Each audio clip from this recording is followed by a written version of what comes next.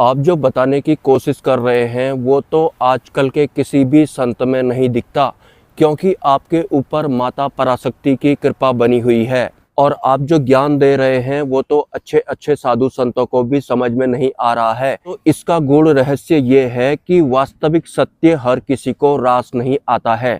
एक कमेंट, मैं जो बता रहा हूँ वो आपको किसी दूसरे संत में नहीं दिखता, मतलब आप ऐसा देखना चाहते हैं, लेकिन क्या आपके पास वो देखने की दृष्टि है? क्या आंतरिक स्तर पर आप इतने सक्षम हैं? और ऐसा बिल्कुल भी नहीं है कि जो भी मैं बता रहा हूँ वो किसी को समझ में ही नहीं आ रहा है। इसी चैनल पर ये सारी बातें 4 या 5 लोगों को साफ साफ समझ में आती है, वो सही दिशा में इस सब को ग्रहण भी कर रहे हैं। जैसा कि आपने कमेंट किया कि ये सब तो बाकी के संतों में आजकल दिखता ही नहीं है। वास्तव में ये दिखाने वाली चीज नहीं है, ये अंदर ठूसने वाली चीज बिल्कुल भी नहीं है। ये भीतरी एक संचार होता है। जो इंसान या साधक जितना ज्यादा सरल हो जाता है, ये संचार भी उतनी ही सरलता से उसके अंदर बहने लगता है। ये दूसरों को कोई दिखाने वाली चीज नहीं है और देखने वालों को भी इससे कुछ प्राप्त नहीं होने वाला है, क्योंकि ये एक भीतरी संचार है। और जैसा कि आपने कहा कि आजकल के संतों में तो ये सब देखने को नहीं मिलता है, इसमें भी आप बहुत बहुत बहुत ज्यादा पीछे हैं। ये संचार इस वक्त बहुत सारे साधकों के अंदर हो रहा है और वही सिर्फ इसको समझ सकते हैं।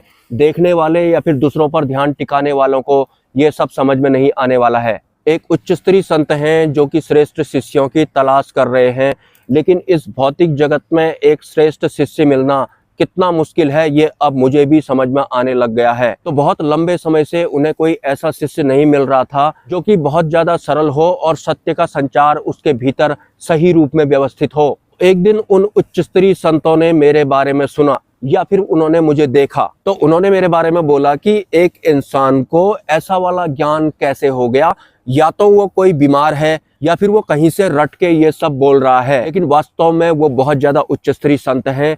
एक शिष्य उन्हें मिल ही नहीं रहा था। तो अचानक से एक दिन उन्होंने मेरे वीडियोस देखे या फिर उन्होंने मेरे बारे में सुना, तो कुछ इस तरह की टिप्पणी उन्होंने मेरे बारे में की थी। लेकिन उसके बाद मुझे उनका आशीर्वाद भी प्राप्त हो गया है। एक छोटा सा शब्द अगर मुझे सुनने को मिलता है किसी उच्च स्तरीय संत का, तो उस छोटे से शब्द का विस्तार ही मेरे ये वीडियोज होते हैं।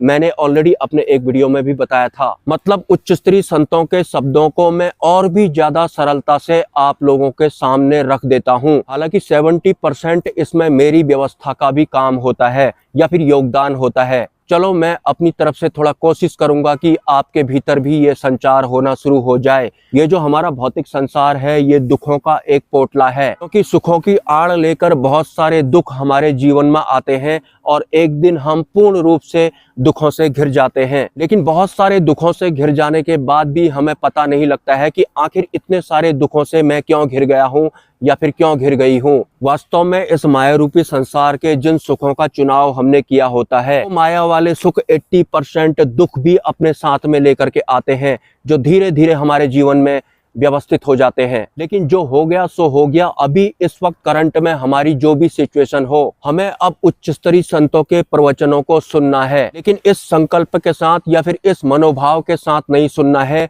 कि अभी मैं दुख में चल रहा हूं और इनके प्रवचन सुनकर मैं थोड़ा शांत हो गया हूं या फिर मेरा ये दुख दूर हो जाएगा, दोबारा से ये माया वाला सुख मेरी जिंदगी में वापस आ जाएगा। बिल्कुल भी ये माया वाला सुख आपके जिंदगी में नहीं आना चाहिए। इस भौतिक संसार के सुखों का वास्तविक सत्य ये भी है कि यहाँ सिर्फ 20% सुख अगर हमें मिलता है तो वो 20% सुख 80% दुख भी साथ में लेकर के आते हैं। आपको उच्च स्तरीय संतों के प्रवचनों को बार बार सुनना है। उसी दौरान आपको आत्म मंथन भी करना है कि मेरी आंतरिक व्यवस्था में इससे क्या फर्क पड़ा है। ये माया रूपी संसार के सुख या दुख मेरे अंदर से कम या ज्यादा हुए या नहीं। इस मनोभाव के साथ आपको उच्च स्तरीय संतों के प्रवचनों को ग्रहण नहीं करना है। आपको प्रवचन भी सुनने हैं और आपको अपनी आंतरिक व्यवस्था की तरफ भी जाना है। अपने सुख या फिर दुख की तरफ को आपको नहीं जाना है, या फिर उन प्रवचनों को आपको सुख या फिर दुख मिटाने के उद्देश्य के साथ नहीं सुनना है। आपको अपनी आंतरिक व्यवस्था में सुधार करना है, एक नई व्यवस्था को जगाना है। और वास्तव में हमारे भीतर अनंत असंख्य नई व्यवस्थाएं भी होती हैं, लेकिन इस मायारूपी संसार में सरवाइव करने की वजह से, बुद्धि और मन के अधीन होने की वजह से, काम क्रोध लोभ मोह भय की सत्ता के अधीन होने की वजह से हम इस तक ही सिमट कर रह गए हैं। हमें ऐसा लगता है कि इन सब से बाहर कुछ होगा ही नहीं, इन सब के बाहर तो ये पूरा ब्रह्मांड है, इन सब के बाहर तो ब्रह्म वाली अवस्था भी है, इन सब से ऊपर तो एक ऐसा आनंद भी है जो आनंद भौतिक शरीर वाली इंद्रियों के सुख वाले आनंद से खरबों गुना अच्छा होता है। और उस अवस्था की जो इंद्रियां होती हैं वो भी सूक्ष्म होती हैं। यहाँ पर सब कुछ आंतरिक व्यवस्था पर डिपेंड करता है, सूक्ष्म व्यवस्था पर डिपेंड करता है। ये सभी व्यवस्थाएं हमारे भीतर होती हैं। और उच्च स्तरीय जो संत हैं या फिर उच्च स्तरीय जो गुरु भाई हैं, मेरी इन लाइनों को साफ साफ समझ रहे हैं, ग्रहण कर रहे हैं। वास्तव में ये सब कोई भी संत आपको दिखाएगा नहीं, क्योंकि ये दिखाने वाली चीज है ही नहीं। ये तो एक आंतरिक संचार या फिर एक आंतरिक व्यवस्था है जो कि शब्दों के रूप में अब आपके सामने प्रकट हो रही है। अब आपके ऊपर है कि आप इन शब्दों का उपयोग कहाँ पर कर रहे हैं। अपने सुखों या दुखों को हटाने के लिए कर रहे हैं, वो भी ये माया वाले सुखों और दुखों को, या फिर आप आत्म मंथन कर रहे हैं, अपनी आंतरिक व्यवस्था पर ध्यान टिका रहे हैं कि इन सब से या फिर इस माया से मैं कितना अभी दूर हुआ हूँ, मेरे अंतकण में मैंने नई व्यवस्था के लिए कितनी जगह बनाई है। और जैसा कि आपने बोला कि माता पराशक्ति की कृपा होने की वजह से आप ये सब कर पा रहे हैं, और तो और ठीक ठाक लेवल के साधु संतों तक को आपका ज्ञान समझ में नहीं आ रहा है। ऐसा बिल्कुल भी नहीं है। बहुत सारे साधकों को ये सब साफ साफ समझ में आता है, लेकिन वो ये वाली समझ नहीं होती है जिस समझ के साथ आपने ये कमेंट किया है। वो एक अलग ही व्यवस्था के साथ इस भौतिक जगत में सरवाइव कर रहे होते हैं। अगर आप सरलता के साथ अपने भीतर को जाते रहेंगे, आत्म मंथन करेंगे या फिर अंतरिम यात्रा करते रहेंगे, सरलता इन द सेंस मेरे खोपड़ी में अभी बहुत सारी बातें भरी हुई हैं, बहुत सारे विषय भरे हुए हैं, मेरे जीवन में सुख और दुख भी चल रहे हैं। चलो इन सबको भी मैं साइड में कर लेता हूँ। अब मैं अपनी आंखें बंद कर लेता हूँ। मैंने अपनी आंखें बंद कर ली तो मुझे अपने शरीर में झंझनाहट महसूस हो रही है। चलो मैं इस झंझनाहट को भी दूर कर लेता हूँ, इग्नोर कर लेता हूँ। अब मुझे अपनी सांसें महसूस होने लग रही हैं और मुझे अपनी नाद भी सुनाई देने लग रही है। चलो होंगी ये परमात्मा वाली व्यवस्थाएं, लेकिन अब मैं इन दोनों को भी इग्नोर कर देता हूँ और भी ज्यादा अपने भीतर को जाता हूँ। मैं सरलतम की आखिरी चोटी पर पहुंचना चाहता हूँ। ऐसा करते करते मैं भीतर से या फिर आंतरिक स्तर पर इतना सरल बन जाऊंगा कि सूक्ष्म जगत की जो उच्च स्तरीय व्यवस्थाएं होती हैं, जैसे कि अक्षर ब्रह्म, ब्रह्म पुरुष, सतपुरुष या फिर सद्गुरु स्वतः ही मेरे समक्ष प्रकट हो जाते हैं, क्योंकि वो बहुत ज्यादा सरल होते हैं। तो मैं जितना ज्यादा ईमानदारी के साथ आंतरिक स्तर पर अपने आप को सरल करते जाता हूँ, सूक्ष्म जगत की उच्च स्तरीय व्यवस्थाएं मेरे सामने प्रकट होती जाती हैं। वो कुछ ऐसे प्रकट होती हैं कि मैं ही बन जाती हैं या फिर मेरे आंतरिक व्यवस्था में ही ठहर जाती हैं। मैंने ज्यादा कुछ नहीं किया था, खुली आंखों से मुझे बहुत कुछ दिखाई पड़ रहा था। सबसे पहले मैंने अपनी आंखें बंद की, उसके बाद जो भी विचार मेरे अंदर चल रहे थे या फिर सुख दुख के जो भी मनोभाव मेरे अंदर चल रहे थे, मैंने एक एक करके उनको इग्नोर करना शुरू कर दिया। मैंने अपनी सांसों की जो आवाज होती है उसको महसूस करना भी बंद कर दिया। मैंने नाद को भी इग्नोर कर दिया। उसके बाद मैं और ज्यादा सरल होना शुरू हो गया। आंतरिक जो अनंत एकांत मेरे अंदर है, मैं वहां पर जाकर ठहर जाता हूँ। लेकिन सरलता के साथ ही मैं वहां पर पहुंचा हूँ या फिर मैं वहां पर ठहरा हूँ जहां पर कि मुझे मेरा भीतरी अनंत एकांत देखने को मिलता है, या फिर मैं उस अवस्था में पहुंच जाता हूं। उस अवस्था में ठहरने के बाद मुझे कुछ ऐसे सत्पुरुष या फिर ब्रह्म पुरुष या फिर अक्षर ब्रह्म मिलते हैं। अगर मैं वहां पर भी पूर्ण रूप से जागरूक नहीं होता हूं, होशपूर्ण नहीं होता हूं, तो फिर बहुत ही ज्यादा सरल दिखने वाले सद्गुरु या फिर अक्षर ब्रह्म या फिर ब्रह्म पुरुष या फिर सत्पुरुष को भी मैं गवा देता हूं या फिर उनसे भी मैं वंचित हो जाता हूं। लेकिन मैंने ऐसा बिल्कुल भी नहीं किया। आंतरिक यात्रा के दौरान मैं सरल होता गया था, तो जो भी सरल विषय या तत्व मुझे टकराता है मैं उन्हें एक्सेप्ट कर लेता हूं, मैं उन्हें ग्रहण कर लेता हूं।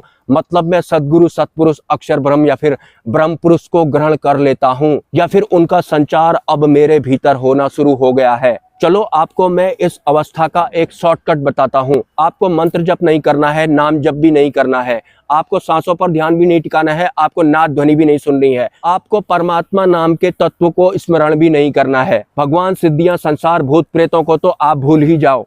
आपको आंखें बंद करके आंतरिक स्तर पर अपने आप को सरल करते जाना है। और जिस सरलता की बात मैं कर रहा हूं वो आंतरिक स्तर वाली सरलता है।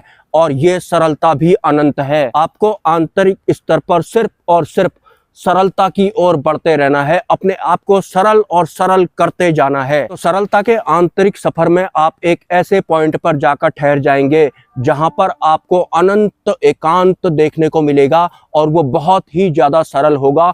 और उस अनंत एकांत में सद्गुरु, ब्रह्म पुरुष, अक्षर ब्रह्म या फिर सतपुरुष के दर्शन आपको होते हैं। लेकिन वहां पर भी आप उन्हें चूक जाएंगे अगर आपने उन्हें सरल समझकर या फिर कुछ खास नहीं समझकर छोड़ दिया या फिर आप आगे को बढ़ लिए तो। क्योंकि जिन सत्पुरुषों की बात मैं कर रहा हूं वो बहुत ही ज्यादा सरल होते हैं और सरलता के सफर में ही वो आपको भी मिलने वाले हैं। सतपुरुष, अक्षर ब्रह्म, ब्रह्म पुरुष या फिर सद्गुरु इतने ज्यादा सरल होते हैं। अगर आपको मैं सरल भाषा में बताना चाहूं, अभी आपके दिलो दिमाग पर माया बैठी हुई है और बहुत तरह का बर्डन भी आपके ऊपर सवार हुआ पड़ा है। लेकिन जब आपको सत्पुरुष दिख जाएंगे, वो इतने ज्यादा सरल होते हैं कि वो आपके साथ कुछ ऐसी हरकत भी करने लगेंगे कि आप यकीन नहीं कर पाएंगे। मैं सत्पुरुषों के इस वक्तव्य को गुप्त रखना चाहता हूं, मतलब मैं उनके व्यवहार को बताना नहीं चाहता हूं वीडियो के माध्यम से। और हाँ, एक कमेंट मुझे और आया था, आपको मालूम हो या ना मालूम हो, परमात्मा की असीम कृपा आपके ऊपर बरस रही है और आपकी मुक्ति का द्वार भी प्रशस्त हो चुका है। अब आपको परमात्मा नहीं छोड़ेंगे, वो आपको अपने आप में मिलाकर ही दम लेने वाले हैं। धन्यवाद आपका, बिना कहे भी आप बहुत कुछ समझ जाएंगे। ... एक कमेंट और आया था मुझे कि जो उच्च स्तरीय हिंदुओं के गुरु या फिर सद्गुरु होते हैं या फिर मुस्लिमों के जो उच्च स्तरीय संत या फिर गुरु होते हैं, वो एक दूसरे के बारे में क्या सोच रखते हैं। पहली बात, जिन सद्गुरु सत्पुरुषों की बात मैं करता हूं अपने वीडियोज में, वो हर किसी को समझ में ही नहीं आते। एक आम सांसारिक इंसान उन्हें ग्रहण नहीं कर सकता, उन्हें समझ नहीं सकता। उनकी एक अलग ही कैटेगरी होती है, उनकी समझ भी एक अलग ही समझ होती है। वो हिंदू या फिर मुस्लिम वाले नहीं होते हैं, वो बहुत उच्च स्तर के होते हैं। इन छोटी मोटी धारणाओं के बारे में आप बात कर रहे हैं, ये सब तो माया के अंडर वाले में होता है। अगर किसी भी धर्म का गुरु किसी दूसरे धर्म के गुरुओं की या फिर उन धर्मों की बुराई करता है, तो फिर जिनकी वो बुराई कर रहे हैं या फिर जो बुराई कर रहे हैं, ये सब के सब माया के अंडर में होते हैं।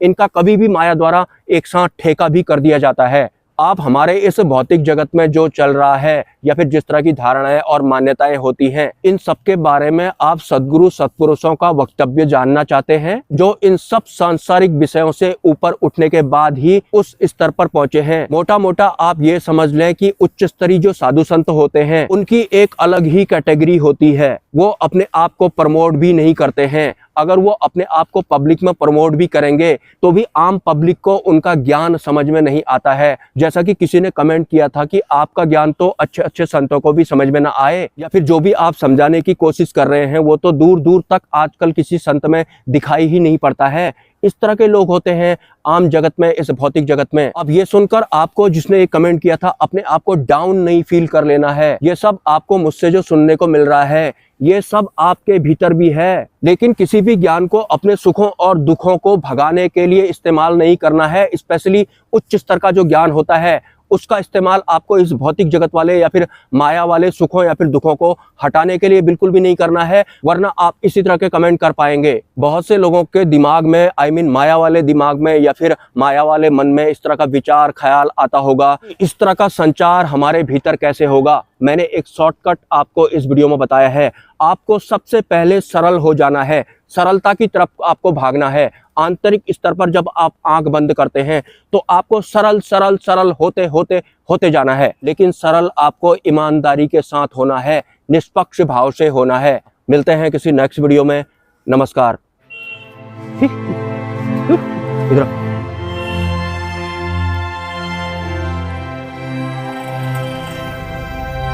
इधर